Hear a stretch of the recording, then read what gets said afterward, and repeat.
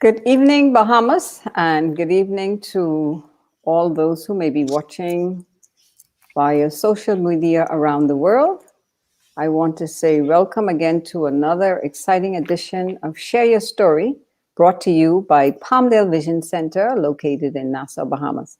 My name is Dr. Abby Shera Jackson, and I count it a privilege to be able to bring this platform to you every month. And it's a health platform that brings persons on who share their story about whatever disease condition they may have experienced or information that they can give as it relates to health. Now, in the Bahamas, and I'm supposing around the world, this month is celebrated as Kidney Awareness Month. And if you've done any biology, you know that the kidney is one of the major organs of the body. It's the machine that does a lot of filtering, processing, and it has to be functioning efficiently in order for you to live a healthy lifestyle. And therefore, it's so important for us to talk about that particular organ that affects major changes with the body. And so this evening, we will be focusing on kidney awareness, kidney disease, and I have two very special guests in the studio with me this evening. One is a donor and the other one is a recipient. And they are going to share their exciting story to you and tell you a bit about their journey and what has happened with them concerning the disease. Now, I just want to give a little bit of information. In the Bahamas, we are saddled with two major diseases: hypertension, diabetes. And unfortunately, both of those diseases eventually contribute to kidney disease. And looking at some research information, according to the Bahamian nephrologist, Dr. Adrian Sawyer, says diabetes is also the biggest cause of kidney failure, leading some to receive dialysis several times a week. Now, our former Minister of Health, Dr. Dwayne Sands, spoke so many times about how many Bahamians are dependent on receiving dialysis in our country. And it's such a huge investment that the government of the Bahamas has to make every single year in order to facilitate patients who cannot afford to have dialysis services done. And so it impacts a big chunk of our economic pie. And quite a bit of the taxpayers' money has to go towards facilitating persons being able to receive dialysis on a consistent basis, because in a lot of cases, most of these patients may not have insurance or may not even have the monies to continue having the treatment done privately. And so they're dependent on the government services in order to live a healthy, clean life with dialysis. He also said that many Bahamians are plagued with kidney failure because they are overweight or are classified as obese. Now, we do have a sweet, healthy country, and a lot of our people do carry a lot of extra pounds. And we find that over time, those extra pounds can lead to other problems and challenges. And then he said the second reason is high blood pressure. High blood pressure is common in the population. 2 out of every 4 to 5 adults have high blood pressure. Can you imagine? So we are in high-risk group, and therefore we have high rates of kidney failure. It says chronic kidney disease usually gives no symptoms until it's advanced. Most times, a lot of patients don't even know that they're having kidney issues until it's in advanced stages. And, by that time, it can be quite challenging and debilitating. I remember a patient who came to my office. She was having vision problems, and she was referred to me. And after checking her out and examining her, I sent her immediately to see her primary care physician because something was desperately wrong. And when he saw her that afternoon, because I called him and said, listen, you need to see her. These are the issues she is having. And he diagnosed her with renal failure that same day. He said if she had waited probably the rest of the week, she may not have been alive today. So, and this patient, she never really started complaining about symptoms until late in the disease. So it says kidney disease that is advancing gives no symptoms. The most painful experience on being on dialysis is having your arm pricked every time you come in for treatment, because It's actually the blood coming out of the body. So you can imagine what these patients have to go through on a regular basis. Therefore, with that being the backdrop, I want to bring in my two guests at this time, two special ladies. I'm going to bring them in and then I will have them greet you all, and then they will begin to tell us a bit about themselves and who they are. So let me just welcome them into the studio. Okay. Good evening, ladies. Good evening.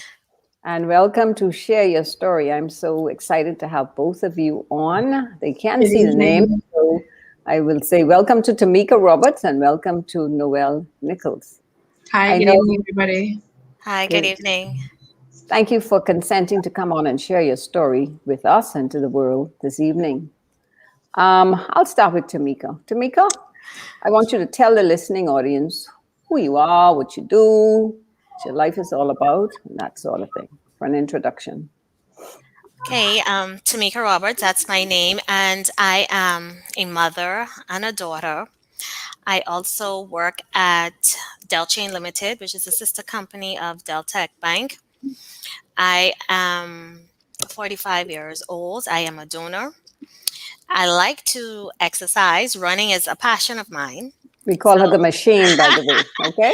And that's yes, significant. yes. So I enjoy running.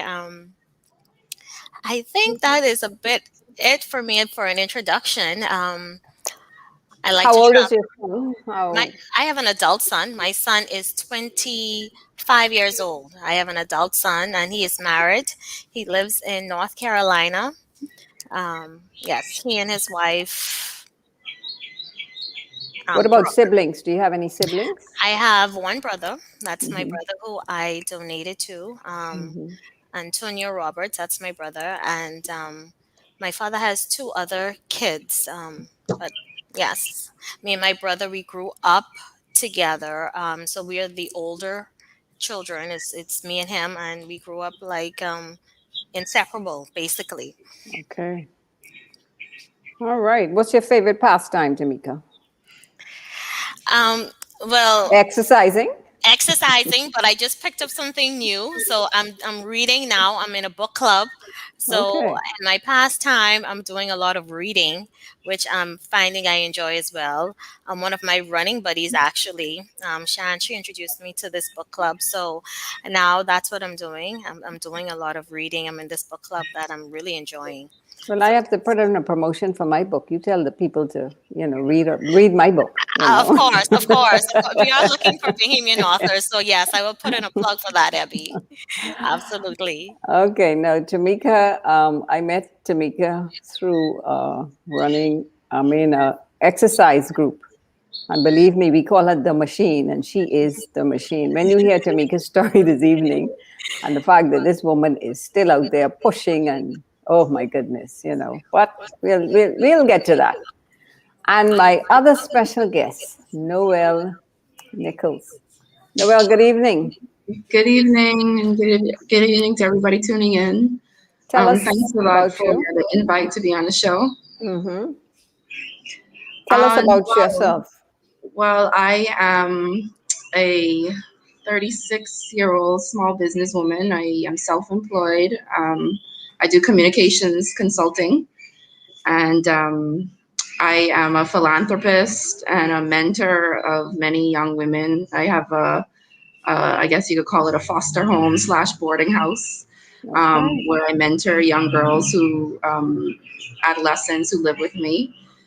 I am a businesswoman. I also, in addition to my consulting company, I recently invested in a wellness and entertainment facility. It's called Four Walls Squash and Social Club on Village Road. And we have squash courts, which we also use as fitness studios and a bar and a restaurant that we run on our outdoor patio. So that's a brand new business and venture for me. I have a really small nuclear family, but a gigantic extended family of aunts and uncles and cousins and friends and sisters who are friends who are like sisters. So that's a little bit about me. Okay. Now, your I think it's your who? Grandfather or your mother's Mr. Nichols. He Wenzel, I think, went to my high school. So that's kind Oh, of connection I know with them. And wait, no, then, that's probably Wenzel Jr. yeah, Wenzel Jr., Okay, yeah. right. And I think Wenzel Sr., he is the one who owned the property next to my church. So I always knew the Nichols family, and my dad knows them That's very on well. East So, Street, right? yes, East Street Gospel Yeah, Chapel. that's Yeah. my great grandparents' house. My great grandmother, she had an ice cream shop Oh, yeah. on the property by the Gannett tree next to the church. So yeah. Back in the day, that was the cheapest ice cream you could have gotten. Two scoops for 20 cents. Okay. And so we grew up on ice cream from the Nichols shop because, man, they were two big, thick scoops for 20 cents. Now you can't find that today. But anyhow, all the Definitely. memories. Yeah, well, the ice cream has stayed in the family. I was never my great grandmother didn't live long enough for me to know her, but my grandfather was an ice cream maker. My father is an ice cream maker, and Okay. I won't say I can make ice cream, but not like them. And I use the modern machines, not the old churn machine with the dry ice and the salt and all of that. So, but yeah, Yeah. The good old days, the good old definitely. days. Yeah. Now, both of you were impacted in some way, form, or fashion with this, I don't want to say disease, but kidney condition. Tamika in one way, Noel in the other. One is a donor and one is a recipient. Mhm. So we'll start with you, Noel. Tell us, please, what happened and how did your journey begin? Well, I had kidney failure in my early 30s at a time that was just very unexpected in my life. And I guess my journey to kidney failure took several years. Where they say kidney disease is a silent disease, right? And it started with high blood pressure. When I was in college, in fact, I learned that I had high blood pressure. I used to get really, really bad migraines. And I was an athlete. I've always lived a pretty healthy life.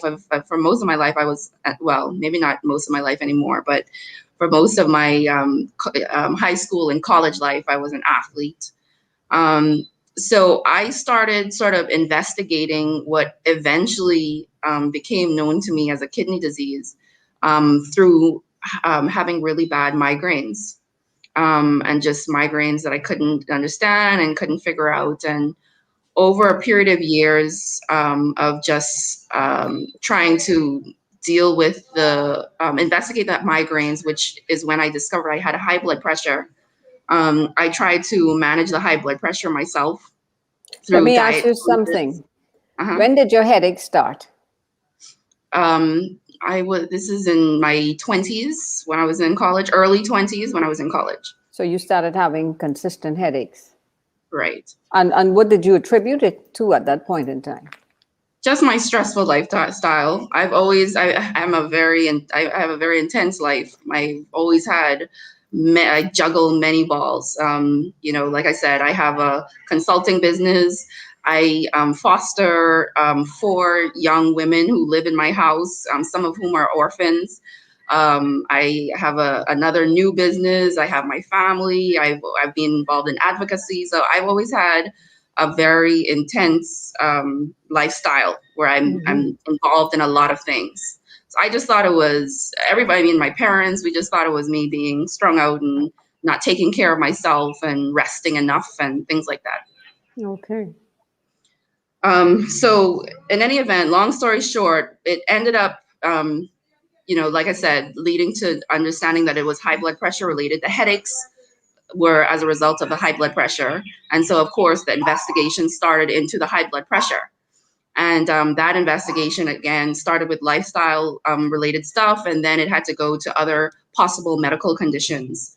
And so after a period of time, we couldn't figure it out. And so I consented to go on high blood pressure medication because obviously high blood pressure is one of the leading causes of kidney failure.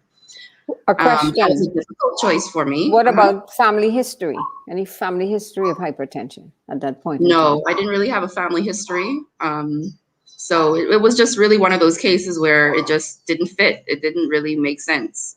And like I said, I was really resistant to going on medication because it just didn't make sense. And at the time, my point of view around medication was very different than it is now. But eventually, I went on the medication because we couldn't figure out any other solution. And then eventually, the recommendation was for me to get a biopsy, a kidney biopsy, because oftentimes high blood pressure causes kidney failure, but sometimes high blood pressure causes kidney disease. And sometimes a kidney disease can result in it can cause high blood pressure. Right. So the entire time, so at this point, it was okay, let's investigate the kidney itself and see what's going on there. And so I had a biopsy done on my kidney. And when I got the results of the biopsy, I was diagnosed with a condition called FSGS, focal glomerulosclerosis, which is what I understand they call a pure kidney disease. So it's not caused by a lifestyle, or you don't catch it, by what you eat or anything like that. It's a pure kidney disease, and there's no cure for it. It's more prevalent in African American Black people, and that was when things really started to go downhill. Okay. Okay. We'll pause right there with your story. And I want to bring Tamika in. And Tamika is considered a donor, and that is just as powerful as being a recipient. So I want Tamika to just begin to share her story into how did she become a donor and involved with kidney awareness. Okay, well, I started in it would happen in 2017, I think 2017, when my brother was diagnosed. How old He was your brother at that point? At that time, my brother was 39. I was 42 at the time. There are 3 years between both of us. He was 39 when he was diagnosed. He went to, well, his wife, she had spoken to me a few days or weeks prior, letting me know that, he wasn't feeling well. And we tried to arrange, not we tried, but we arranged a visit with the doctor for him to get a checkup. And so he went to the doctor. I think he went that Friday. He did some blood tests. I think, or he, no, he had to do the blood test fasting. So he went that Saturday morning. I think he went to the doctor that Friday, and he went Saturday morning to do his blood test. And he did his blood test. And by the time he got home, or before he got home, he was called back to the hospital because they had to admit him. The doctor said he had renal failure, and this is at doctor's hospital. So they called him back. He went to the hospital. My sister-in-law, she called me. Of course, I didn't tell my mother right away. We don't live together, so I was trying to find the best way I could let her know that her baby just got admitted to the hospital for renal failure. So I called her and I told her to get dressed. My son was here with me at the time because this was during summertime, so he was home from school. And so I called my mother and I told her I was coming to pick her up. Just get ready. And she was already panicking, like, what happened? I said, just get ready. I'm going to come and get you. So between where I live and where my mother lives is like about 10 to 15, 10-minute drive. So I got dressed. I went to pick her up. And when she got in the car, I told her we were headed to the hospital, Antonio, and the car were headed there because he was diagnosed with renal failure. Of course, that's not the news any mother would want to hear. Um, your son, 39, my brother is just full of life. He is always the life of the party. Um, no one even expected that. Like when we heard that, was like, it can't be, because he's always moving, always going, always active.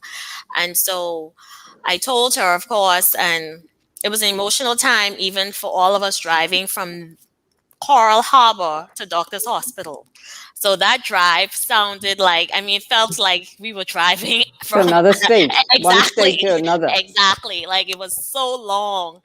And, the worst is going on in your mind. You're going with all these emotions. And it was just, it was an emotional drive from Coral Harbor to Doctor's Hospital. So we got to Doctor's Hospital, and he was already admitted. And The doctor said that he had renal failure.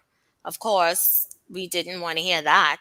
I mean, nobody believed it because he's 39. I mean, he walked in the hospital, he walked out like, no, it can't be. And we told them that we wanted to get a second opinion. So while he was, and they wanted to start him on dialysis right away because the toxins in his body were so high. So they wanted to start him on dialysis right away. We didn't want that. We wanted a second opinion because it just seemed unreal. And so we told the doctors that we would want a second opinion. At the time, I think it was Dr. Davel, and then they called in the specialist, Dr. DeVoe, Hmm. and we told them we wanted a second opinion while they were doing the runs on him and setting him up. Um, Me, my mother, and my sister-in-law in the car, we were in the background getting plane tickets, checking insurance to get a second opinion to fly out to Cleveland Medical Center, and doing all the hotel, car rental, just Now, trying to organize. would he have been able to travel, like you all, or Yeah, he would not have needed air ambulance or anything at that particular point in time? Abby, my brother was walking like a normal man, like nothing was wrong, like absolutely nothing. He was in the Okay. bed laying down and still joking and laughing, and it was like nothing was wrong. Hmm. And so it was unbelievable. So while they were doing that, we were arranging for travel. We couldn't get out that afternoon because they wanted to take some of the toxins out of his body and do other blood works in doctor's hospital. And so the first flight out, that was Sunday morning. We took the first flight to Cleveland Clinic, and we were there, and they confirmed the results. We went through the emergency room. They confirmed that he had renal failure, and they started him on dialysis. And we were there like for the week um, at Cleveland Clinic, just with him on dialysis and going through the new norm for the entire family now since he has been diagnosed. So from that period, we stayed over there a week. He returned home. He was on dialysis, and the thing for me was to hear, my brother. I wasn't with him, but then just to hear that he had to get up early in the morning to go to dialysis, like 3, 4 hours, or after he got off from work to go to dialysis, like it was a lot. And just to think that he had to go through that 3 times each week, and then he has kids. And so his travel sometimes was altered. If he had to travel, my sister in law, she would normally have to find a dialysis Center center wherever he was. wherever Yeah. he was to travel. It just complicated so much things. Normalcy, what we consider normal, it just complicated so many things. So we started to look at a plan for transplant because Hold it right there. okay. Hold it right there. Okay. Question though, Hmm. any family history of hypertension? My mother has hypertension, so I do have family history. My grandmother, so we have hypertension that runs in the family. Okay. And he was diagnosed. His kidney failure was due to hypertension.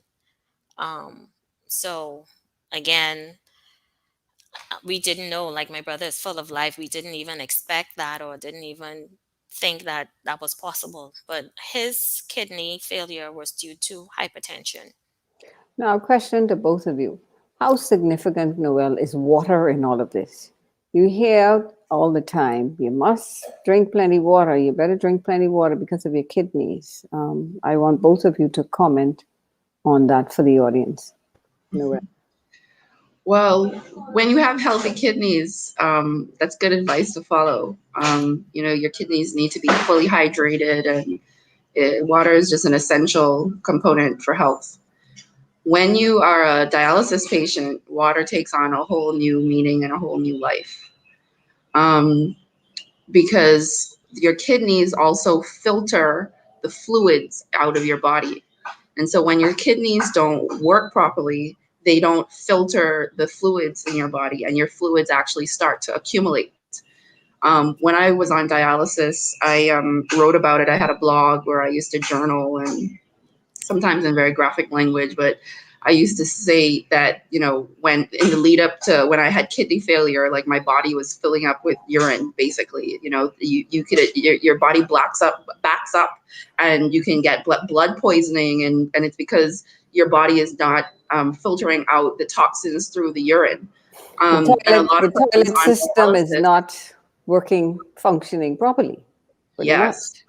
And what I didn't know was that actually, the worse your kidney function is, you actually can eventually stop urinating altogether. When I started dialysis, I was still able to pass urine. But there are many patients on dialysis that can't urinate anymore altogether. And in fact, over time, my urine got reduced more and more and more. And so when you're on the dialysis machine, not only is it processing the toxins out of your blood, it's also taking out taking out fluids. Sorry, it's also taking out fluids. So what that means in terms of water is, when I was a dialysis patient, you can't drink a lot of water, you can't drink a lot of fluids, and you have a whole new diet when you're on dialysis once your kidneys have failed. So different patients have different strategies. Some patients, aren't able to kind of live to discipline yourself to manage your fluid intake is a challenge. Mhm. And that's something that you really have to be very conscious about when you're on dialysis. When you go to dialysis, the first thing you do is you weigh. So if you come into dialysis at 140 pounds, 160 pounds, whatever it is your weight is, after dialysis, you weigh again, because the idea is that during the dialysis treatment, you extract fluid and your weight goes down. And it's a constant balance, because if you come in with too much fluid, the dialysis machine in a 4-hour cycle, you can only work your heart so much. So you can't overwork your body and draw out too much fluid. So that's why some dialysis patients have swollen ankles and swollen body parts, because they're not able, they're drinking too much fluids, and they're not able to take it off fast enough during their treatments. So you have to crunch ice. When you go out with friends, it's very uncomfortable and frustrating, because you can't just have dinner and drink alcohol, drink water, drink juice. You can't just be drinking. You literally, like I would just order a glass of ice if I went out with my friends, and I just like crunching on ice, because you have to manage your fluid intake so carefully. And people don't understand, You what take it for that. granted. That's Yes, something that you yeah. definitely take for granted. Going to the bathroom and peeing and drinking all the water that you want and all the fluids that you want, it's something that we all take for granted. And I certainly didn't appreciate until I was faced with a situation where I couldn't anymore. Tamika, you do a lot of exercising. You are a Hmm. donor. Hmm. What advice would you give concerning water? Well, for me, I drink half of my body weight at least. I mean, I drink more than that because I drink up to 80 ounces a day minimum. During the summer, it could be more because it's humid, and if I exercise more, it could be more. But I carry a water bottle with me, and I had one before, and my friends and people in my fitness group always used to crack me because they always see me with a green bottle. Like I used to carry that green bottle with me every single place. Like I didn't care because it's just that important to me. And unfortunately, that is no longer with me. It got destroyed, so I had to go ahead and purchase a new one. So I have a blue bottle, and that is 40 ounces. So this I try to drink. Not I try. I intentionally drink two 40 ounces each day, and that's how I measure my water intake. Of course, during the summer, like I said, it's hotter, so it could be more, but I try not to drink less than at least half of my body weight. So it's important to drink water before you get kidney disease. Your intake Absolutely. should be, very high Absolutely. before you're diagnosed with kidney disease, because as Noel says, once you have kidney disease, you have to balance that intake and output on a constant basis. Now, was your brother drinking a lot of water, Tamika, before he was diagnosed? Do you know? I don't know my brother to drink a lot of water prior to. I know. Even when I was growing up and I was still living at home, I was always one on more of the health side. So I always leaned more to drinking more water, healthier eating options, and I tried to pass that on. But my brother, he didn't drink. I know for sure he didn't drink as much water as he's drinking now after the transplant. He definitely walks with his water bottle. He does the exercise. So no, he wasn't drinking a lot of Sufficient. water prior to. And that's something healthy people take for granted. I know for me, for a very long time, I didn't consume much water because I don't like water. I didn't like the taste. And I do a lot of running. So it was only at that time that I would crave it. Sometimes I would go a full day with just maybe a glass or half a glass. But my lifestyle has changed in the last year or so, and I'm like Tamika. I'm drinking up to, I'm quite the 40. That's a little bit much for me, but I get at least about 35 ounces daily. And as she said, you should try to consume at least half of your body's weight of water on a consistent basis because the body is 90% fluid in most cases. Cells need water in order to function for proper hydrogen carbon oxygenation to take place. And that's something we take for granted until we are impacted. Now, Noel, how did you end up receiving a transplant? How long did you do dialysis and what made that decision happen? So I did dialysis for just under 2 years. And I had a similar experience of, being in a doctor's office with them saying, I need to put you in surgery. It was Monday. I need to put you in surgery on Wednesday so that you could start dialysis immediately. Or if you wait, you might not be alive. And it was my mother and I in the doctor's office when we had that conversation. And similar to what Tamika described, obviously that's a very difficult conversation for a mother to hear, and for me as well. What was Um, going through your mind at that point in time? These are life um, threatening kinds of conditions. yeah, it was very scary. I mean, it was traumatic. It was just traumatic. It was very scary. It was surreal too, because similar to Tamika's brother, I was I was a healthy person. I felt good. In fact, the day that when I got to that point, though, I had started to feel. In fact, the reason we went to the doctor is because I had vomited some blood. So, but over the time when things were starting to deteriorate, I wasn't feeling bad, but I had to do monthly labs. And I used to describe my body at the time as a ticking time bomb, because every time I would do this lab work, the markers on the lab results would be deteriorating. I wasn't feeling anyway. I still was feeling fine, but the doctors were reading the lab results and saying, this is what's happening. It's not getting better. We tried steroids. We tried this. It's not getting better. And I knew what was the line that meant kidney failure, and it kept getting closer to that line. And they said that, when it's time for dialysis, I will know. And I didn't really know what that meant. And to be honest, when the doctor, I mean, I also didn't make the call. The doctor was like, it's time. But after the trauma and the shock of it all, I had started to really feel sick. And I started to look sick. In fact, my clients around that time had started to remark about how I looked physically. And when it's slow and incremental, you can't really see yourself deteriorating in the mirror when it's very slow and incremental, opposed to others looking in on you. So, so I started dialysis, and for most of my time on dialysis, I wasn't really concerned. I wasn't really pushing for a transplant. And that was a coping mechanism because I was not a patient with insurance. I was in the public system. And so the possibility of a transplant seemed just not real at the time. And I didn't want to get myself caught up, in this thing that may never happen. And so I really had to go through a process of making peace with my life on dialysis, Mm. just as a coping mechanism. When the possibility of the transplant really opened up was I actually had a financial donor and a kidney donor.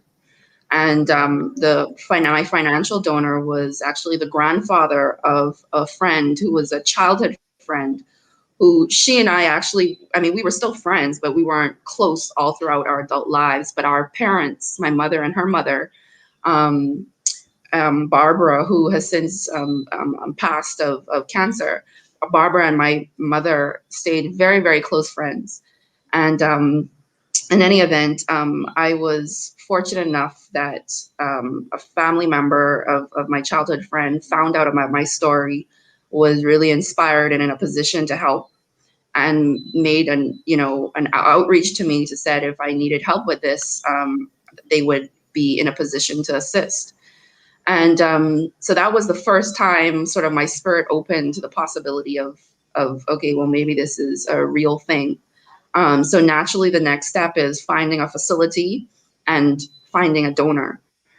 And so for the facility, I started researching online facilities, and it was a challenge. It just felt so unreal. Like you're trying to find somebody who's gonna like cut you up, take out a body part of somebody else, put it in you, stitch you up, and you're like Googling, like you're looking for takeout on, Grubhub or something.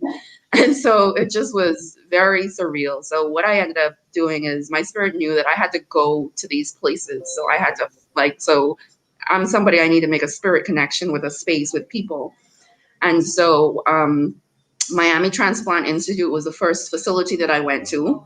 And when I went there, there were just a number of circumstances that just made me know that, okay, this was actually the place for me. And so once I found out how the system worked and what the next step was, I knew what the process would be if I found somebody who was a donor. I even knew what to say to somebody.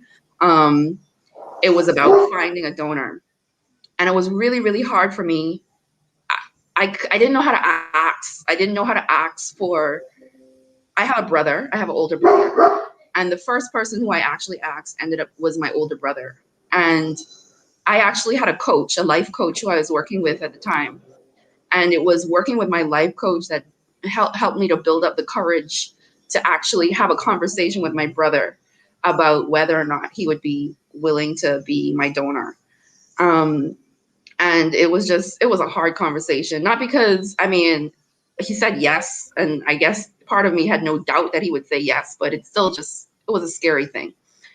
In any event, he wasn't a match. But I had a childhood friend who we were in business. He's an entrepreneur too, and we had businesses at the time in the tourism sector, and we were on a few boards together, and we were childhood friends. His younger brother and my brother were like best friends growing up as through childhood. And he reached out to me one day and was like, "Listen, Noel, I want to be your donor." And I was like, "Okay, whatever," kind of thing. That's not what I said to him, but that's what my spirit said. Like, this is kind of unreal. And he actually reached out. He was very persistent. He knew that this is what he wanted to do and that he was the donor for me. And it was probably about his third time reaching out, that I was like, okay, okay, okay, well, all right, let's explore this. And he went to Miami. He did the testing. I did the testing. And it turned out he was a match. And when we found out that he was a match, they don't waste any time. Once they know that you're a match, like in my mind, this happened around September, early October. And in my mind, I was like, okay, I'm going to like prepare myself for this. And maybe the transplant would be next summer. And, after I get through the year of work and make some more money or something. And like when they found out that he was a match, they called me and they were like, "We have a surgery date scheduled for you on November 14th. And I was like, huh? Now, explain to your audience when you say a match, not like scratch the match people, but just give some little specific to help them understand what do they look for to determine a match. Okay, Tamika might also be able to help me add in because I mean, conceptually, I know it's not just, well, the technology has become much more sophisticated. So it's not just a simple blood type match, right? They are looking for a number of different markers that they determine. I don't know all of them, but basically part of the testing that you have to go, and you and your donor, at least in the facility I went to, you have to both be there at the same time because they draw your blood works and they do various cross matching. Hmm.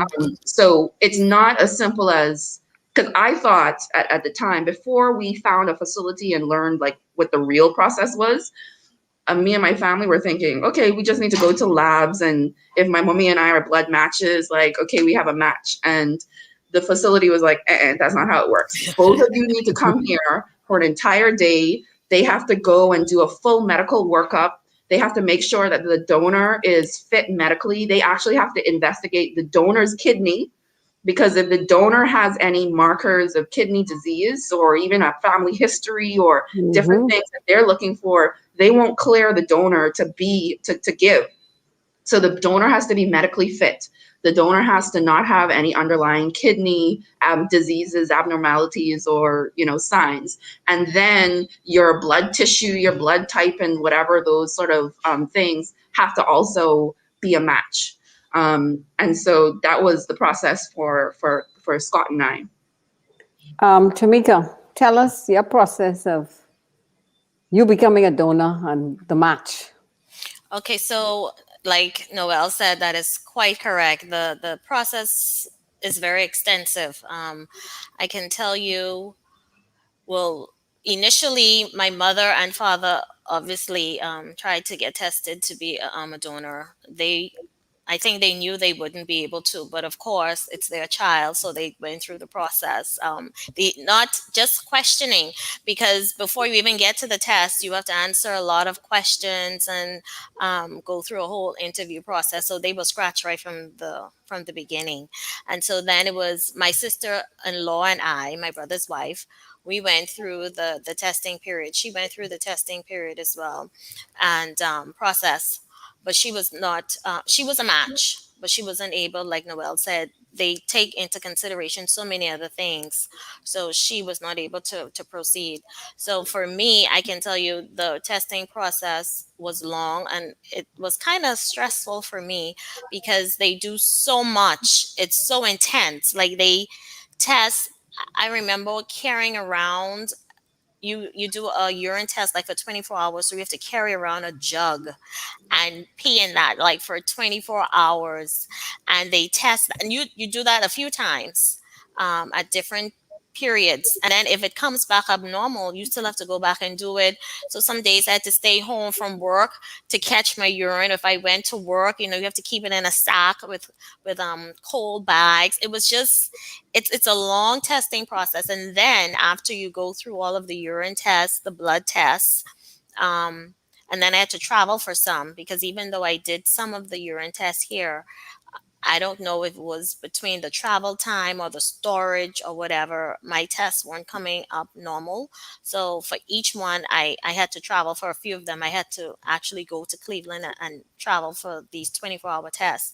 And then when I went over there, they do this. It was another time I went over, they do a 24-hour heart rate test. So you stay over there and you strap this something on your chest and you walk around with that for 24 hours because they're monitoring your pressure, your Condition of, heart. Yeah. yeah. So you just, and they tell you to be normal. So go about your normal activity, like go to the food. Don't just stay, lay down. So do your normal activity so they could actually monitor and see.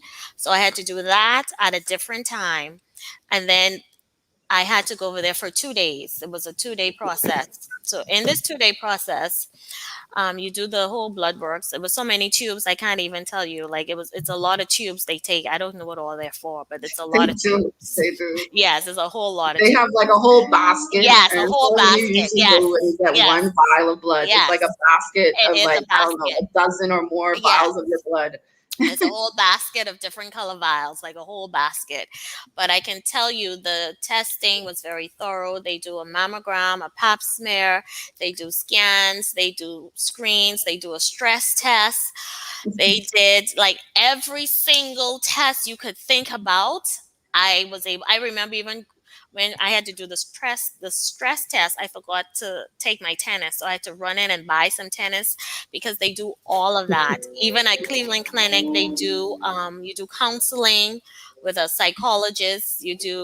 They walk you through. If you don't have a lawyer, they ask you if you have a lawyer, so that you can speak to the lawyer about your will Right. situation. Yeah, Oh. your Living will, you're living right, will. your living will, and they even go through the DNR process, do not resuscitate. They go through your finances. If you have support once you're done, who do you live with? If your house is, do you have stairs? Do you have somebody to care for you? If you lose your job, do you have finances, or do you have a support that would be able to pay? Like, they go through a very extensive And thing. It's very process, extensive and, process. think about it though. For one, if you're giving up an organ, they have Mhm. to make sure that it's a healthy organ that they're going to give to somebody else. Mhm. If you have any disease condition, they definitely don't want to pass that on to the next person because they probably won't survive. And then, Correct. secondly, you're giving up a major organ. Mhm. Once you give that up, you don't know how that could incapacitate you. Mhm. And so, a decision like that Mhm. is a major decision because it could impact your life long term.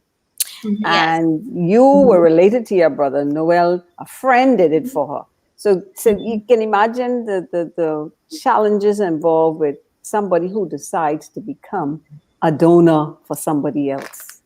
Yeah. Yeah. No, it's Yes. an amazing gift.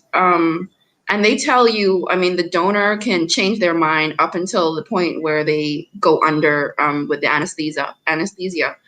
And so even for me, like in my mind, it's like, this is happening, but is it really happening? Is it, because the donor has a right to change their mind right up until they are no longer conscious because they go under the anesthesia. Um, it's a major gift. I mean, Yeah. It really is. I have to agree. And the thing about it is, I don't think for me, I didn't realize how intense and probably how serious it was until that portion. Like the sobering portion where they sit you down now. This is on the last day of the testing, and they actually go through, okay, do you need to see a lawyer to get your rights? Do you have these things in check? Finances, if this happens, do you have this type of support? Like, those questions are like, okay, this is going to happen. But and then they go through all of the risks with you. Even though after you've donated, you have a fairly good chance of living a normal life, it doesn't happen like that for everybody. Some people have complications. So they go through all of these risks with you. And then they finally go through the biggest risk, which is death. And so everything is like, okay, this is real now. This is real. This is what you're doing. So, it's a real situation, like Noel say, and it's a gift. It's a gift. So as you contemplated that for your brother though, what things went through your mind? Well, to be honest, Abby, the whether I was going to donate to him or not was never an option. I knew I was going to do it. The only thing that I think that had me a bit concerned was my son, because I realized that my son had lost his father and I was the only living parent he had. So my concern was how would it affect him if something went wrong. That was my main concern. He was an adult at the time, but he was still in college, graduating. So he was still young. So that was my main concern for him, and how it would affect him if something was to happen to me. Knowing he had some struggles with accepting his father's death.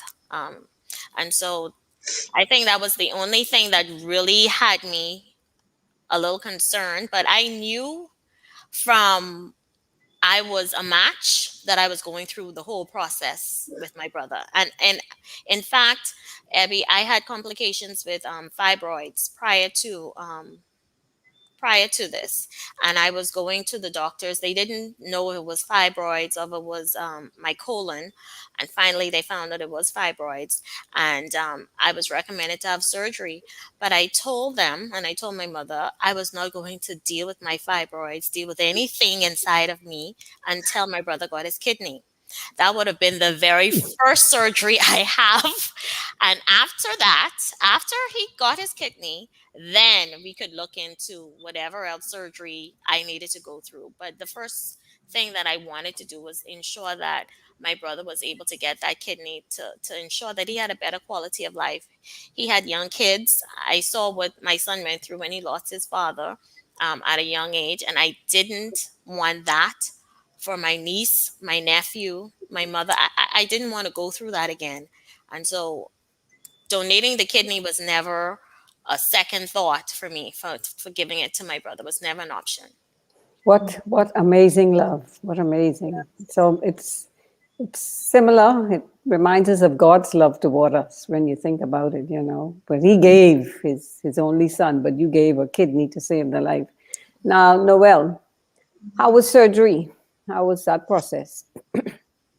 The surgery was, the surgery itself, what they tell patients is that the surgery is the least complicated part, in fact. How It's the long is it? recovery. How long was it? Do I remember how long it is? It's one of the longer, I don't know, 6 to 8 hour surgeries. I don't Okay. remember how long mine was.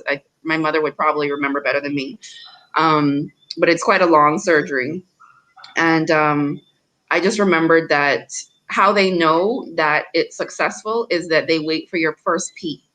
And in my blog, I described my first pee as having an orgasm because you have a fast period, and when you wake up and you're finally out of you wake up from the surgery. And when I had my first urine and filled up the pee bag, like I said, I described it as orgasmic because that's how they know that the new kidney has caught, right? So the surgery itself, you don't really experience much of it.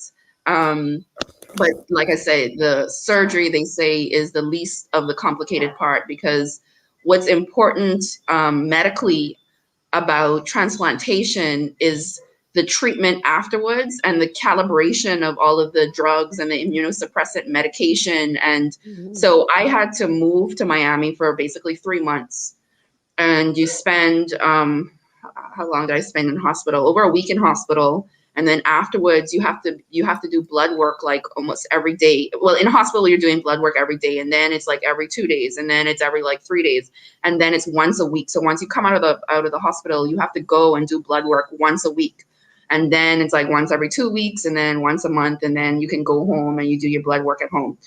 So the recovery was really the challenging part, or the high risk part, because the longer out from your transplant you get, is the risk of rejection diminishes.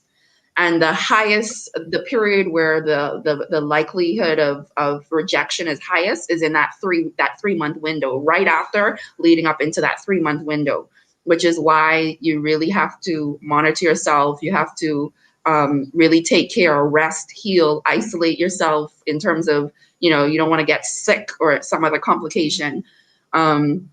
And so that was what the whole surgery experience was. I mean, in truth, the recovery is not unlike another major surgery. First you're really recovering from the incision and the wound itself. But it was weird. I mean, they do because they put your new kidney in the front. For me, at least. I'm not sure if they do that for every transplant. I think so. But they put your kidney in your abdomen. So they go in your stomach, like in the front. And so yeah, I had a lot of family support. And that was the most critical thing. It's the type of thing that, boy, nothing, you can't pay for family support, and you can't, when you have a strong support system and a support network, there's just nothing can substitute for that when you're dealing with medical issues, medical challenges. Oh, And I yeah. was very blessed. I was very fortunate that I had a lot of support. And that's really what got me through. But the truth is, once you have your transplant, you immediately feel wholer again. Mm. Um, you literally immediately feel rejuvenated. And so even though those 3 months I was recovering from the surgery and under like the medical, dealing with all of the lab testing and the medication and stuff, I felt good. I felt like it Whole literally, and healthy. it's an immediate impact. Um, and it's difficult to describe, but it's completely different. Your quality of life immediately is different, and your physical feeling of wellness and well-being is immediately different, notwithstanding the fact that you're sore and you can't move around because you have had this big slice open in your abdomen. You feel you feel alive and more healthy. Wow. Wow. It was a miracle and a blessing. Tamika, how was surgery for you all and your recovery? Yeah, well, for me and my brother, we went in together. Well, I went And before just he. for the audience to know, Tamika was running up until the time, exercising and working out up until the I time was. to travel for I surgery. was. That is We correct. Am I we we correct? didn't even know she was getting Yeah, ready for you are something correct. major as that. You know. That is correct. I was. I remember that clearly. But yes, we went. And even during that time, maybe during, because we were doing, we were doing a challenge. I was still doing my Oh yeah, testing. Yeah, I was doing all of that. it's an amazing woman. Believe Yeah, me, I'm like, wow. yes. I found out about it after the fact, and I'm saying, gee, carrying Yes, on like nothing was happening. yes. But that morning we went in. I could tell you, my brother, he and I think we were both at peace. At whatever the outcome would have been. Of course, we all wanted a successful outcome, but at the end of the day, we were both at peace in terms of whatever the outcome would be. Um, like Nobel say, family support is so important because, and two, I just want to encourage family members that have somebody suffering with kidney disease. It's so important. That support is so important.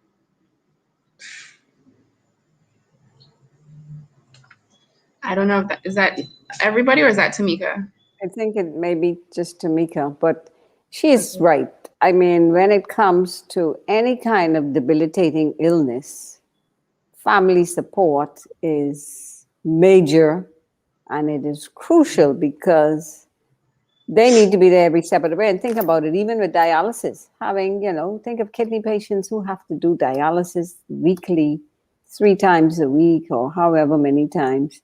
They need that support to be able to get there, have it done, and then return home and continue on with their lives. And so I can It only is. imagine. It's Yeah. a lot.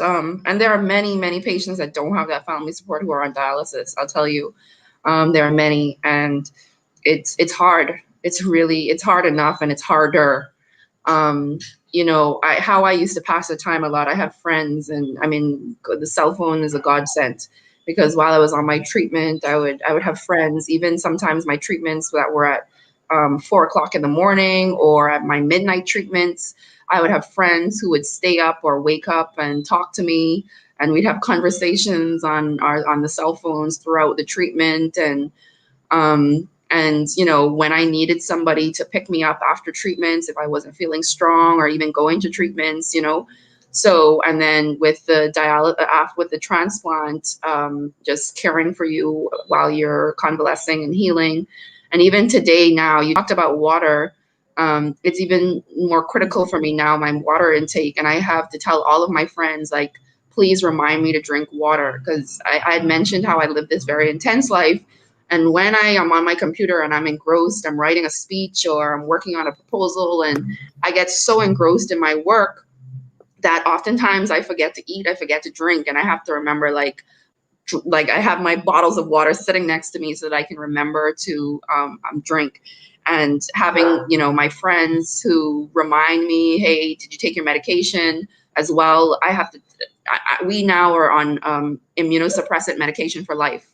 Hmm. This medication basically tricks your body so that your natural immune system is going to reject foreign objects in your body. Right. And so the medication that we take, immune suppressant drugs, basically, essentially it's calibrated to trick your body so that it doesn't recognize this organ as a foreign body. Um, and so, I have to take that medication 2 times a day, every day for the rest of my life. And, the doctors and even other patients you meet, they tell you stories about somebody who traveled for a weekend and didn't think it was important to take their medication. And just a weekend of not taking their medication, your body can reject your kidney.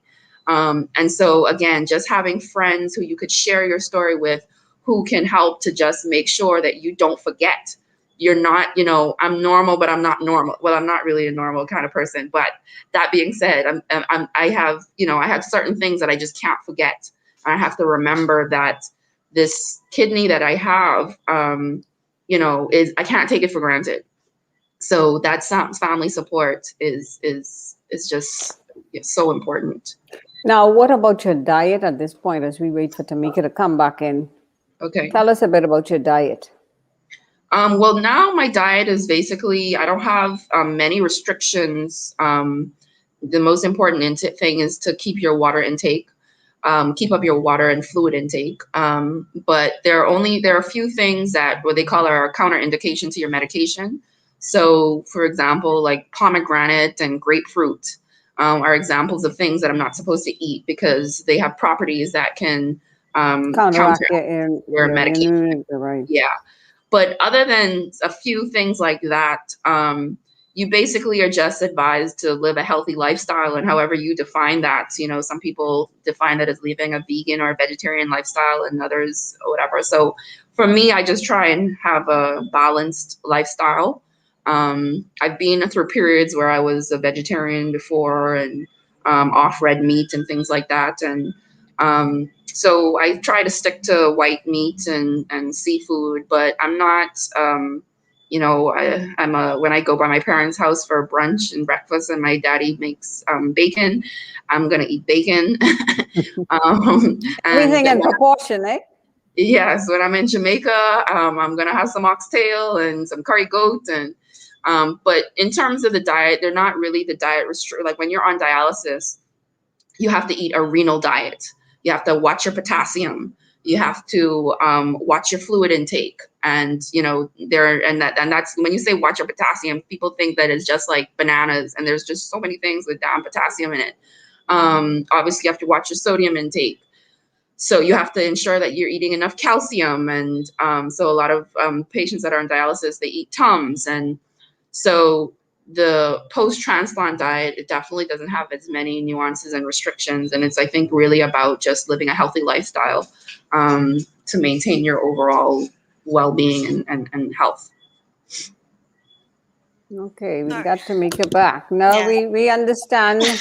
technology in our country, so don't Yes. worry, I don't worry. apologize. Okay, Yes. no, you don't have to. You don't have Welcome to. back. Welcome back. Yes. Yeah, welcome back. Now continue, Tamika. You were talking about your experience with surgery and recovery. Yeah. So that morning when we went in, I was just saying how important family support is. Like that I think that really helped my brother and I to get through this period. If we didn't have that strong support, I can tell you we would not have been able to get through it. So that morning, my mother went over with us. Of course, my father, my aunt, my father flew over. I had some aunts and uncles, cousins over there. They came over. My son's girlfriend at the time, his wife now, his girlfriend and her mother, they came down as well. And they assisted in the process. So we had a lot of support. We went in that morning and I went in first. Like I said, I was at peace. The anesthesiologist, she was very nice. She spoke to me and all the way in. And she said, I didn't even know when my doctor came. When he came, he said, "Hey, you're all set. We're ready to go." I said, "Okay." And they just started to wheel me into the operating room. I just saw white. And before you knew it, I was out. Like I Yeah, didn't even know when she gave it to me. She didn't even trust say. me. Nobody said anything. I have gone under at least 6 times, and every time I'm like, I won't be able to see what's Yeah, happening in here. And nothing, all I know nothing. is 1 minute I'm in, and then that was it. Exactly. That Yeah. was it. You Like awake and it's over. Yeah. I had no idea she was even going to give it. Like I didn't know anything. I didn't know when that happened, and I was in there. I the next when I woke up, I saw the clock. It was like 3 o'clock in the afternoon, and I was in pain. It was a lot of pain. I can tell you, it was really painful. This was my first surgery ever in my life, so I didn't know what to expect. I was in a lot of pain. They did like a C-section cut, for me, and then I think they did little microscopic. I had some little holes, about 6 holes on the side, but the C-section, and I went into recovery. My mother was there, of course. My brother, I think he was still in surgery when I came out. I think, Because they oh, go he from was, one to the next. yeah, they They go waste from no one to the time. next, yes. And so she was very emotional and very grateful that, all went well, so far. So, my sister-in-law, she was there. We had a lot of family members that were there, like I said, and we could not have done it. But I do remember while I was laying and being catered to, I think that's the best part that I really liked. You have everybody just at your beck and call. Oh, You just say, yeah. I need. The tension, Exactly. the tension. Yes, that was good. That was good. So I can tell you that was probably the best part. How So long did you all stay in hospital and over there for your recovery? for me, I was out the next day. I couldn't believe it. I Yeah, was they out don't the keep next you. They day. get you up and moving. I was laying down that night, and I was like just relaxing, trying to sleep. And then the nurse came and she said, "Come on, Tamika, let's go. We have to go walking." And I was like, "It's 10 o'clock in the night, walking?" And she was like, "Yeah, you have to move. You have to move." And I had to start. I had to come out of bed. It was very painful, but they get you Yeah. up and moving right away. Like it's no excuse. And then you have to do this every day, and Hmm. so the process is painful, but like I said, I enjoyed the attention. I enjoyed not having to, not having to do anything, not having to cook, and so all of that was really good. All of that was Yeah. good. The How long first did night, you? Noel? no, I was just sharing that the first night after the surgery, I had a panic attack. I remembered I was in my room, and this was like when all the visitors have to leave, and it was like nighttime, and um, I don't know what got me freaked out, but I just felt something was wrong, and like I needed the nurse, and I was like calling and buzzing, and nobody was coming, and like I don't know, it probably really wasn't that long before the nurse, but it just felt like forever. And I just had a panic attack that night because I don't know, it just I guess because it was just still surreal, and I didn't know, I just didn't know what next, but after that, it sort of just improved. Those first couple of days in hospital are very painful. That is very correct.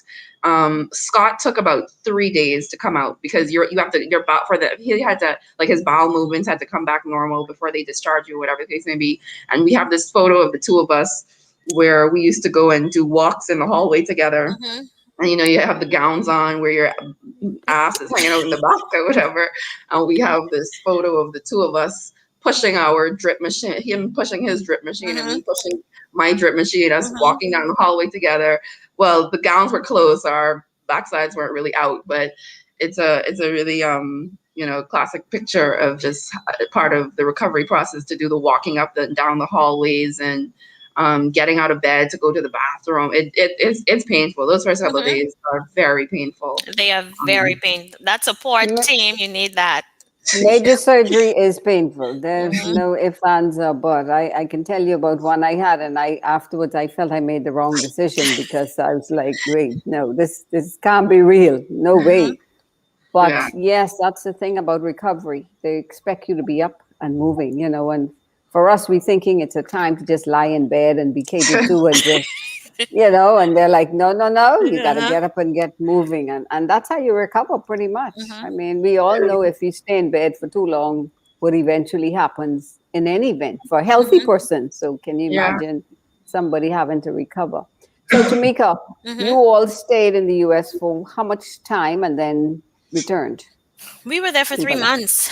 We left Same as in Noel. Yeah, we got the news in May. And we left in June, and we were there until September, the 1st of September. We flew back in, I think, August 30th or the 1st of September. And what is your life like now going forward? Um, well, right now I'm still active. I could tell you for the recovery period when I first came back, I was a bit hesitant in terms of trying to exercise. I just always felt as if I was going to pass out. Like, because when I started to run, like I couldn't get my, like, I just felt out of place. Like I couldn't get my breath regulated. Like I was running and then getting shortness of breath, and it was just unknown to me because I didn't know this new Tamika. Like, okay, now you had surgery. I was thinking you would just jump right back in, but it doesn't Do happen you like think that that. that was more you psyching yourself out? Like, was that a more psychological thing that was manifesting, or It like, it, it or could did have you have been. an actual physical? It had a physical impact that you had to work through. No, well, because I think after the surgery, you have to get back into, like, I was at a certain level in my fitness journey, so now I'm trying Oh, to I okay. think run. I could answer that for Yes. you, Noel. Oh, okay. Okay? She's like Tamika is Tamika is very competitive for one, and Tamika okay, is high level. Okay, okay. so She's can like you So, a imagine a marathon person runner. who It's wins always everything, good. Uh-huh. and now she has to come back and readjust and compete right. against a person who may have surpassed her at that point. Yes. This woman, let me tell you, okay, I think when it was kidney month or whatever, she Uh-huh. ran two races in Yes. one morning Yes. Back to and back. won Yes. both. Yes. Back to Okay, back. I she did. won the first one, then she zoomed down to the other race to participate in that. As her coach said, very competitive. Yes. So that was a Yes. mind thing more than anything else. The fact that hey, she was not on top of her game again, but it didn't take her long. The woman Yes. I back on was. top of her game. It was rough. Even in speaking with my coach at the time, he was like, you're gonna get there. And I must say, with the support, I had his support, my fitness team support, even in promoting kidney disease awareness. So that is so important because I was afraid. Like I really was afraid to return back, and I was like, I don't know if I could do this. I don't know if I could do this. And I always said to him, I said, now make sure if I cross the finish line, I don't want to faint. Catch me. I don't want to faint. So I always had like that fear, like I was going to pass out, because I guess because I just didn't feel I had to get my body back into running and being active again. So it was probably a mental thing. It could be, but the recovery process for me was slow. It was new. It was different, but I I made don't know it if you through. call 3 months slow, but anyhow, understand? Okay, I don't know if you call 3 months slow, but anyhow, That's how I was feeling, Evie. That's you how I was know, the feeling. amazing thing, what I admire about Tamika, though, having gone through that major surgery and to come back for people to see, listen, life does not end after a surgery or after a medical condition. Hmm. You still have the ability to push yourself and your body can rebound to almost Hmm. 90%, 100%, So it's definitely mind over matter and it's Hmm. putting in the time and seeing the results because if you see Tamika today, you wouldn't know that. If she didn't share her story today, you wouldn't know No. this woman is so competitive, Noel. She'll run the Jew out there, you tell Anita whatever time and she can be Tamika, I'm there gonna to invite you to come and play a game of because I'm competitive like that too, but I've never been into yeah, running. y'all I need mean, to meet actually, at I used to something be a common, a common ground sport, yeah, I used maybe, to be a Yes. sprinter, a quarter mile. Actually, I used to run the quarter mile for the Bahamas, but Hmm. I'm running long distance and just exercising and running. I used to like to play sports. Hmm. But definitely we have to get a workout together. And they do maybe say that, boxing. Boxing is yeah, even ground that's for both of you. Yes. yeah. For Yes. the It can donor, charge. for the recipient, what they say, and Tamika described a perfect example of the different experiences because for the recipient, the new kidney is restoring our health, right? And for the person who is the donor, they they didn't have to have surgery. Like the surgery is something that disrupts them, and Exactly. then they have to recover from it. So Mm-hmm. it's more. They say it's typically more difficult for the donor, just because this is something that sort of interrupted their Yes. health. Now they had a Mm-hmm. surgery that they have to heal from. And then they have to, like you say, get back into their exercise and get back into their routine. Hmm. Whereas for us, it's like I described earlier, from day one, it's like, this shit is awesome. Sorry, I'm sorry, my foul language, but this is a great experience. Um, and for me, getting back into exercise was a bit of a journey, because you kind of are timid with your body at first, just like physically. But also I had, whereas before, earlier in my life, I described myself as an athlete. Later in my adult life, even though I ate healthy, I really didn't work out sufficiently at all. And I have a friend, again, this is why support is really good. I have a friend who encouraged me. He used to play squash. And he was like, because he knows I like to try new things. And I didn't know what squash was, this indoor racket sport. Like, what the hell is that? And so because I wanted to try something new, I used to go with him, and he taught me. And it actually was a game that was perfect for me. It's very competitive. It's very athletic. It's It, indoor. it's indoor. Mm-hmm. It's a social sport, and it just is a great workout. And you are always learning something, because obviously you're getting better at the game and learning new skills, or whatever the case may be. And my actually journey back to wellness in terms of my bringing physical exercise back into my life was really what led me to this investment that I made when the actual club was put on the market, and me and my partners, we bought the facility and renovated and reopened it. Now it's four walls. And so, I think everybody has a different journey to wellness. And I think whichever way it comes for you is just important to cultivate all wellness in all forms. Sometimes we sort of just focus on the spiritual wellness, or sometimes we just focus on the, emotional wellness. But for me, my journey to wellness is really about restoring all aspects of wellness, and so that I can have that balanced approach: the mental, the spiritual, the social, the emotional, the physical, and all of those other forms. Tamika, how is your brother today? Well, What is life like for him? my brother is good. Like I said, he has increased his water intake. He exercises, and he is eating better. I can tell you, even through his process, through his journey, for him to have the transplant, he had, I think it was 3 weeks at Wildwood. Wildwood is a lifestyle center similar to UG Pines. And so he went there right after he was diagnosed, for 3 weeks. And we did that too, trying to find all options, or trying to cross out all options we were given, because we were thinking, okay, it's a natural place, maybe they could jumpstart the kidneys, because we've heard of stories where, once you do a therapy, you can natural therapy, your kidneys could be jumpstart. So we went through all of that, and two, he did that with the intent, if that didn't happen, it would still help him in terms of clearing out the toxins in his body, in preparing him for the transplant. So it was not a loss. So he went there. He and his wife, they were there for 3 weeks, and after that, his levels were good enough for him to do the transplant, which even made the process quicker for him. So Mm-hmm. he is doing much better. I can tell you, his wife too. Like, she bought a lot of renal books in terms of cooking, and what should be in the diet, what shouldn't be in the diet.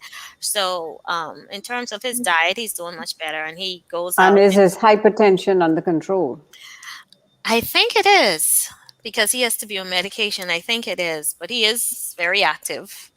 I can tell you, most people who see my brother now don't even think he has that condition. Like, he is just full of life, still the same person, bubbly. Like, people like, really? Like, he doesn't seem as if anything has happened. Hmm. He still And goes out there and work. He does gardening. He does. I call him today to tell him I need something. He comes like he's still his normal, usual self.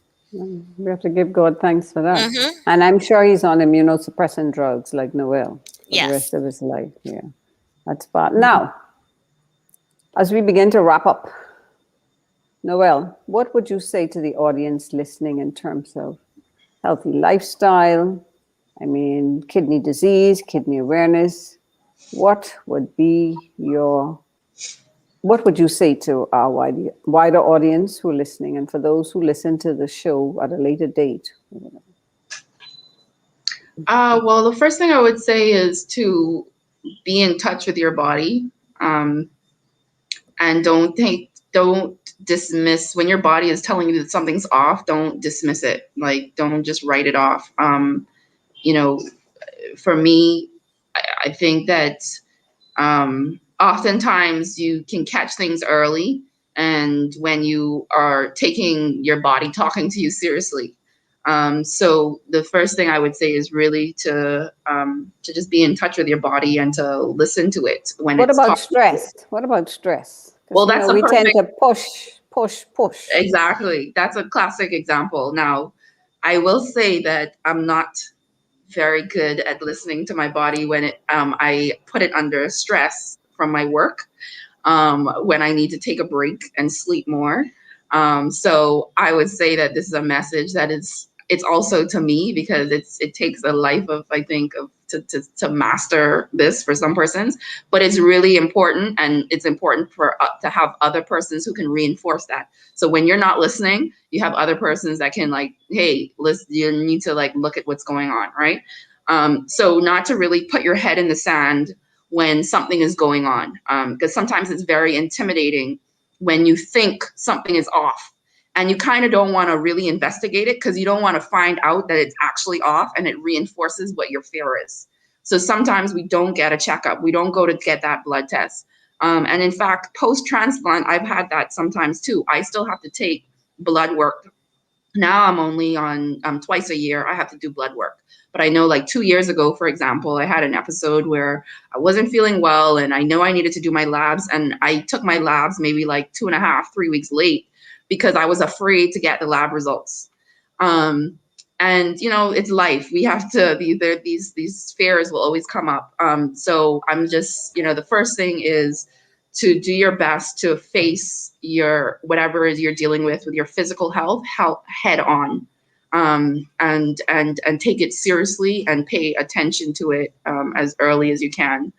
um, the second thing is just take your physical health seriously. And when they say a certain amount of water intake, it's not about if we like water or not. It's Mm-hmm. literally just for our Mm, physical well-being. hmm. And sometimes, I think we've grown up in a culture where it's like what you like, and this sort of consumer driven culture where we're not really feeding ourselves what we need, and whether it's portion sizes or fluid intake.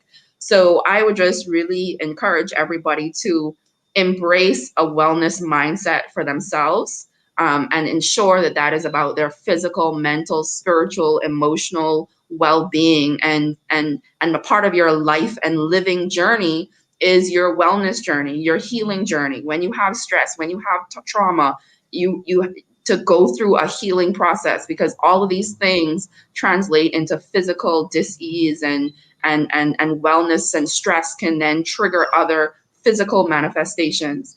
um, so however, I mean, they're just, everybody does it in their own way, but to really develop a culture of wellness for your own self, where you have a self-care routine, and you have a routine to really nurture and feed your body and your spirit, so that you can just promote wellness for your own self.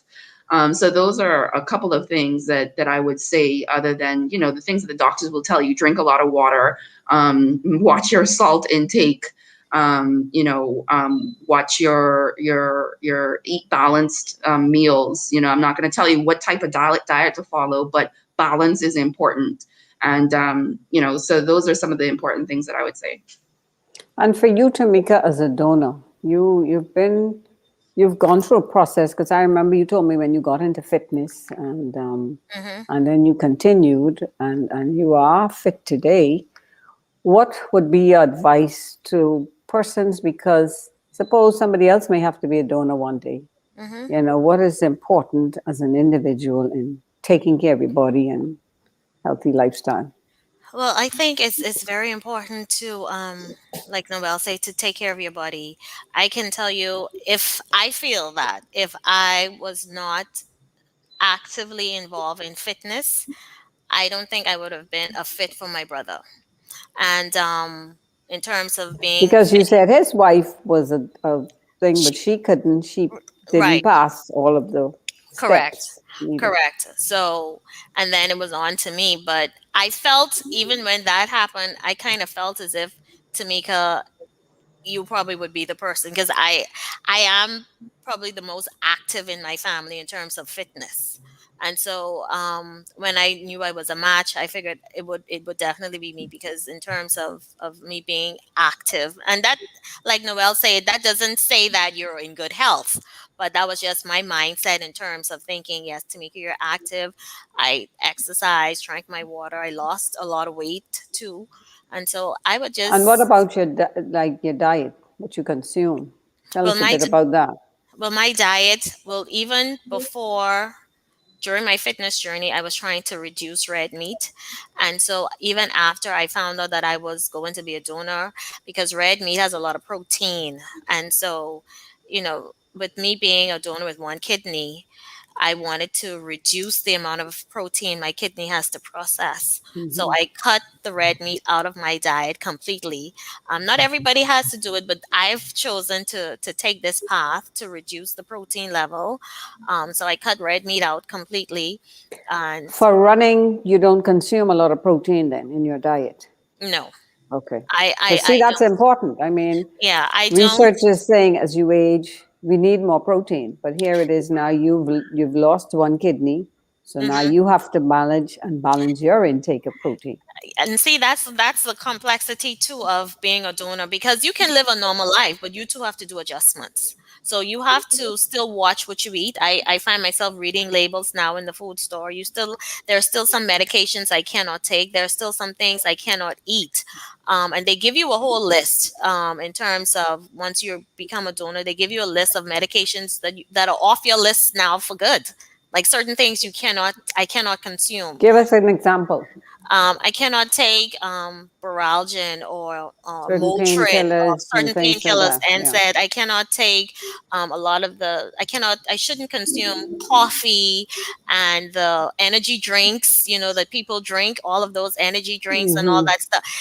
And I have a whole list, and even certain foods, I know my favorite foods are high in potassium.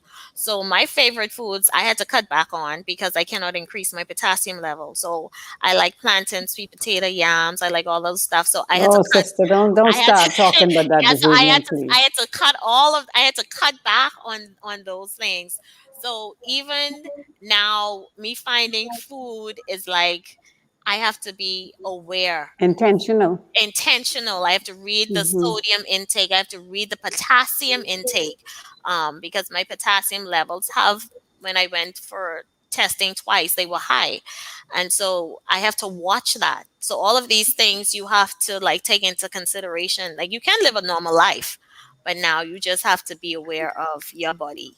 And as a result of you being a donor, you have to pay attention to your lifestyle as the recipient, because Hmm. you're both now at risk Yep. if something were to happen. And so a lot of times, people don't even understand that. So can you Hmm. imagine the magnitude of being a donor, and then there are some restrictions placed on your life Hmm. going forward that you have to pay attention to. But it is an amazing story. I mean, just to hear both of you share your experiences about dealing with kidney disease and helping out in terms of Tamika's situation. And a lot of people don't realize here in our country. I mean, we hear of people now who are in dialysis. That's the big thing we're hearing consistently. But kidney disease is such a major part of our society today. And these are young people, you Hmm. guys are young people, and just not older people, but you have young and old. Like I said, my patient who came in was very young. And I mean, she was shocked. And now today she's on dialysis, hoping one day she may be able to find a donor. And yeah, she had it impacted her vision. And so when she has to travel for that, she got to make sure book dialysis over there and for how long she's going to be. And all of these things become a part of your life and inconvenience or convenience, Mm-hmm. depending on what's happening. And as you both said, support. Family or friend support is key when you're dealing with any sort of illness. I mean, Mm-hmm. if you got a headache, if somebody could come and bring, like Tamika said, she loved the catering, if Yes. somebody could just come and bring some food or to just be there. So we all Yeah. know how important that is when something is happening. But you both gave an overview of pretty much what happens when it's involved a kidney, what happens when you become a recipient, what happens if you are a donor, and how important it is to have all of that cohesiveness and togetherness in order to make it a success. Now, Noel, how many years for you since your transplant? My surgery was 2017. Yeah, Okay. 2017. So going on 5 years now. Wow, wow. Kudos to that. And Tamika, Mhm. since you're donor and recipient, how many years now? June last year would have been 2 years, so about two Wow. and a half years. And Mm-hmm. it just seemed like yesterday when Tamika was Mm-hmm. headed to have it done. And so, the one thing I've come to realize, and I'm sure you both will realize, you celebrate milestones. So every year is a celebration, kind of. You're Absolutely. grateful and thankful for where you're at and the fact that you're still healthy because you could still be here with complications. Mm-hmm. But the mere fact that you're still here and you're healthy is so Mhm. much to celebrate and to be For sure. thankful and to give God thanks for. Any Yeah. final words to our audience from you guys before we Mhm. Well, say goodbye to them? just to remember too, to even be able to qualify to be a recipient, you have to be in otherwise good health. Mm-hmm. So in all of this, I mean, at every stage of the journey, whether we're talking about transplantation or not, and it really comes down to you taking care of yourself. And you might have one condition, but that doesn't mean you have to let yourself have two, three, four other conditions. So no matter what you're dealing with, you still pay attention to your overall health, because one condition doesn't have to lead to another, and that doesn't have to lead to another if you are really intentional about your well being. Good advice. Tamika, any final words to your audience? Yes, I'd just like to say I agree with everything Noel said, but I would like to encourage the Bahamian public at large to stay healthy. Watch your diet. I know a lot of Bahamians like the heavy starch meals, but we have to look at our diet and cut back on some things because even though kidney disease is very high in the Bahamas, and we don't hear a lot about it. And since I came back, I've started to put together a Bahamas Kidney Association. We had one years ago, that's off, but right now we're back. And you will hear about that in a few weeks, the Bahamas Kidney Association. And it's basically just to bring awareness to and keep it to the forefront for all Bahamians to know that you have to drink your water. Please watch your diet. Please exercise. If you have high blood pressure, diabetes, take your medication. If you cannot control it naturally, take your medication because it leads to other things. So it's very important to get your annual checkups. Go to the clinic, go find a doctor. Just make sure, keep in tune with your body. If you don't feel good, don't say, oh, it's gas. We blame a lot of stuff on gas. Everything is Self-diagnosis. gas. Yeah, everything is Self-diagnosis. gas. It's not gas. It may not be gas. So go and get a And if professional. you think it's gas, go put it in your car tank or in your stove, in the Yeah. tank outside. If you think it's gas, all right? Yes, we think a tea will heal everything. Go drink some Yeah. tea. Go drink some tea. So it may not be. So take these signs as serious signs. Go and get them checked. You're never too young. Noelle is in her 30s. My brother was in his 30s. You're never too young. So don't take these things for granted. Please get checked. We're starting the Bahamas Kidney Association. Please watch out for us. We're coming to get support, to bring awareness, and to keep it to the forefront. We want to be to the forefront like cancer, breast cancer, like other diseases, HIV and AIDS. We want people to take this serious because it's really affecting the Bahamian population a lot. Indeed. Mouthful, well said. You know, Indeed.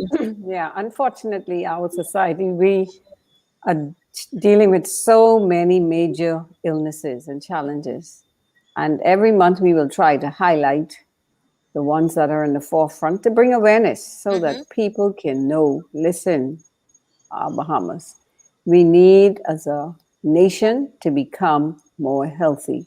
We have to begin to make more healthy choices, Mm-hmm. healthy lifestyle. And then more importantly, we need to get up and be moving. And you know, now with the virtual environment in which we live, people are beginning to increase in size because they're sitting all day. Mm-hmm. You know, especially if you're working at a computer. Most people, they're sitting all day. So please, Bahamas, let's get up, let's get Active. active, and Yes. let's be moving, whether it's walking, swimming. You know, we don't go in the winter time, but hey, summer is coming. Let's get up and get out. And I say to person, you don't have to get out. You could walk where you are. If you were locked away in prison, notice prisoners. Most of them are fit, you know, because they live in a small box or cage, but they still find ways to exercise and work out. So you could start walking in your bedroom. You could start walking in your dining room, wherever you are. You Mm-hmm. can pick up 2 cans of cream and just start moving with them, or your sugar. You know, take that sugar Mm-hmm. and exercise with it instead of putting it in the cake or in the sweets. You know, exercise with that white flour, them 2 bites. Use that for exercise, not to be Tree making palm by a bread, small right, and cake and curl. sweet. And you know, I talking to myself, but I've moved away from the white. Okay, but ladies, thank you so much for sharing your story with the Bahamas and the world today on Kidney Awareness Month.